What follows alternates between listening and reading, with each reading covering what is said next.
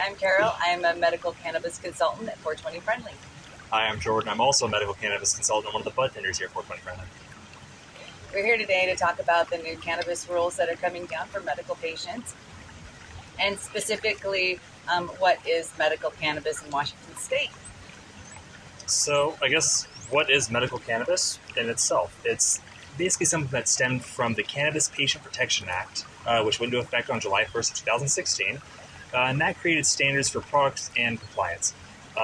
And it also created the Medical Cannabis Authorization Database and training certificate guidelines for medical cannabis consultants like Carol and I. So what is a medical cannabis authorization? A medical cannabis authorization form is something that you get from your healthcare provider. It looks like this. So cool. And it has to be, the challenge that we typically have when we receive those is to make sure that they are printed on tamper-proof paper. So it has to look exactly like this and be on tamper-proof paper. The authorization database is voluntary and isn't required unless the patient is under the age of 8. And qualifying patients are basically anybody with terminal or debilitating medical conditions. Got back out of there.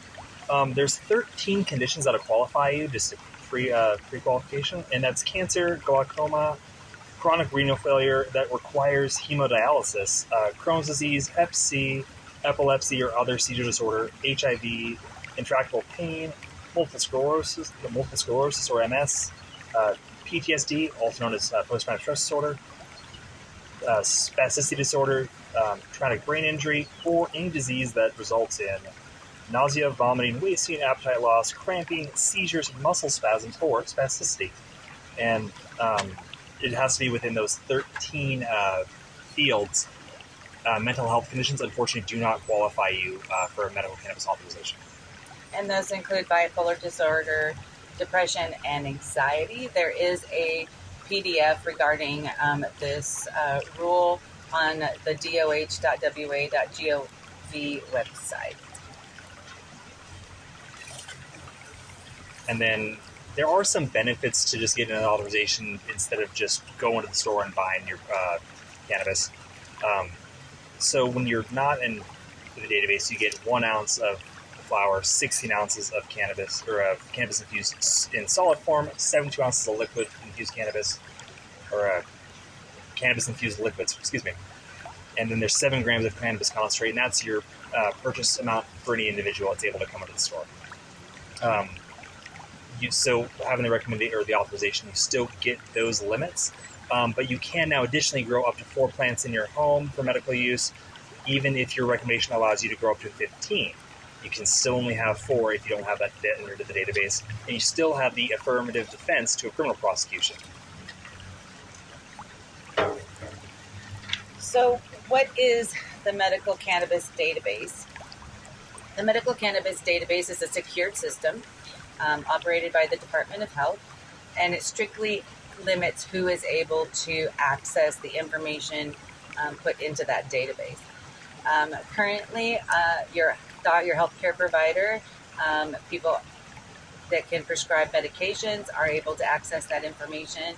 Certified medical consultants like Jordan and myself who work in an endorsed store, law enforcement, and other employees that are not certified may access just to find out if the card is valid. There are also specific reports that can be accessed in a general form by the database administrator, by the Department of Health, the Department of Revenue, and the Washington State Liquor and Cannabis Board. The records that are held in the Medical Cannabis Authorization Database are not public record. No one outside of those individuals can access any information located in that database.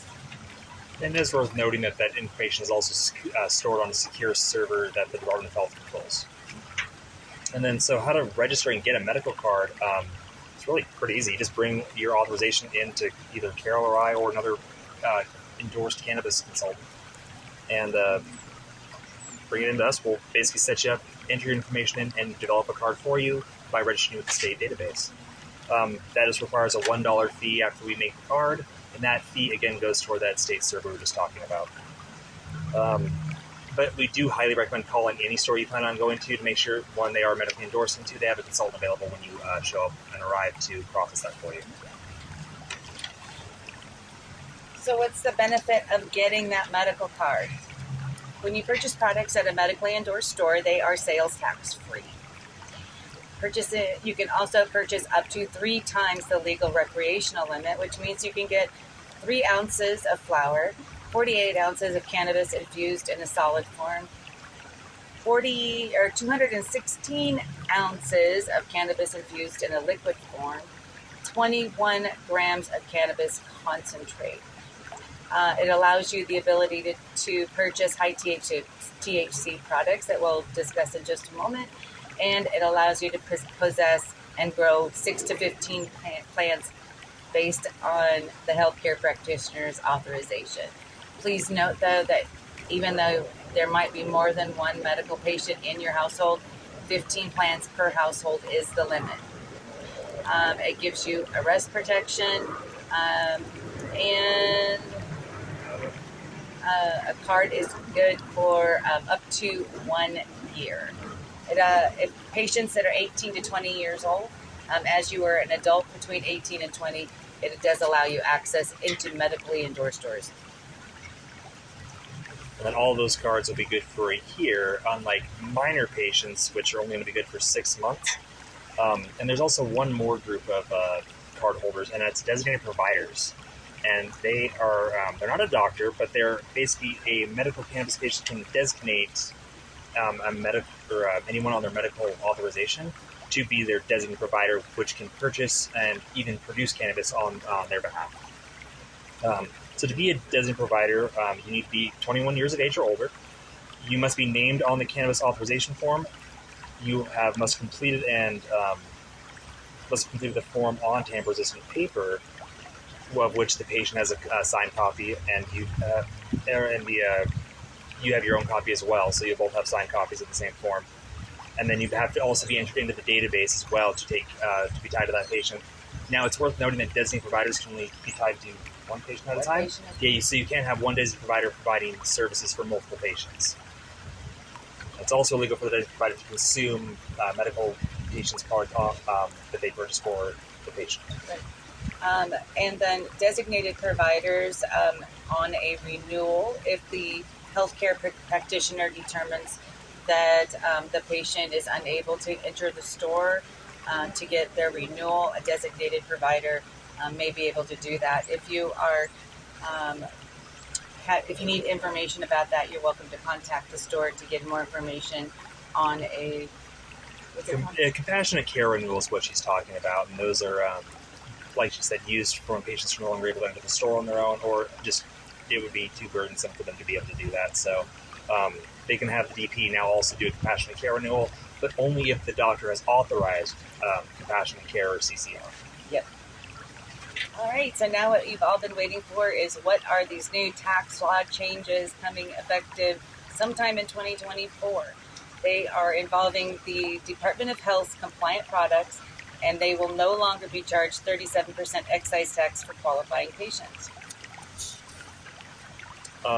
Now, there's going to be some new testing rules. Again, we have no idea when this is going to go into effect, but what that's going to mean is that any new independent standards that will be applied at that future date are going to also be looking for prohibited pesticides, heavy metals, and mycotoxins, in addition to the standard screening that the Department of Health has already set forth for general products. And they must go through this additional screen to get that high THC, high CBD or general use compliance. And those are the 3 products we'll be talking about next.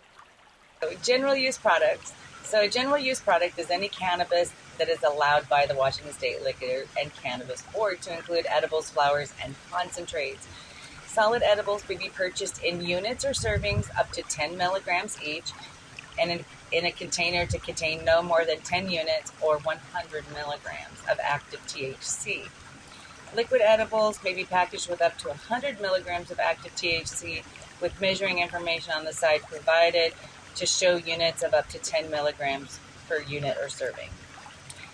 Adults 21 or older may purchase general use products for their personal use, they will be paying also excise tax and sales tax.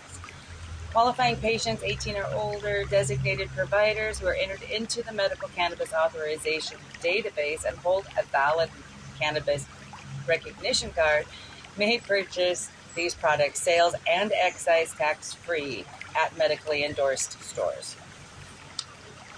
And then there's the high CBD products, and high CBD products are there's a few different variations of what they define a high CBD product as. There's for concentrates, it's got to be less than or equal to 2% THC by weight, and then there can be no more than 1 part THC for 25 parts of CBD, so it's got to be a 25-to-1 ratio at least, and less than 2% overall. For liquids, it's got to be less than 2 milligrams of active THC, and then also at and that's per container. And then it's also got to have at least a 5-to-1 ratio of CBD to THC to qualify. And the cannabis-infused topicals are just a 5-to-1 ratio of CBD to THC. And again, adults 21 and older are just going to have the standard taxes applied, no reduction in excise or sales. However, qualifying patients 18 and over will have both the sales and excise tax removed as long as it's compliant product. That part of it. Yeah.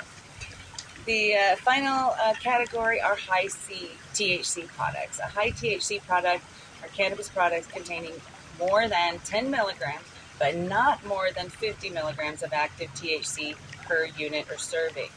Only the following types of cannabis products qualify for the high THC classification.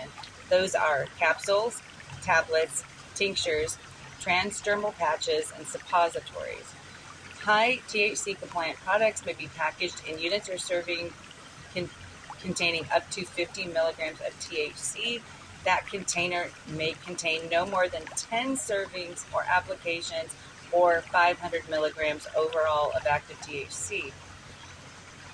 Only qualifying patients 18 and over or their designated providers who are entered into the Medical Cannabis Authorization System can purchase these products, and they can purchase these products sales and excise tax free. And so that means that everything else that wasn't mentioned, if it's not a compliant product, unfortunately will not be affected by these new changes. So if you're hoping that your favorite brand that you have that doesn't meet the compliance standards, it's not going to be seeing any changes under the new law when that goes into effect. Sometime this year. Sometime in 2024. It's slated for summer, but it could be later, it could be sooner. We're just kind of still in the early stages right now. Yeah. And we're just getting you ready. So to know if your product falls under that category, it's going to have a sticker on it that'll say general use, CBD, or high THC on it. So it'll have a small black sticker, like she just said. And yeah, that's really it for now. That's really it. So thank you so much. If you have any questions, please feel free to call or come by the store. We'd be happy to answer those for you. Yeah, and thanks for watching the video.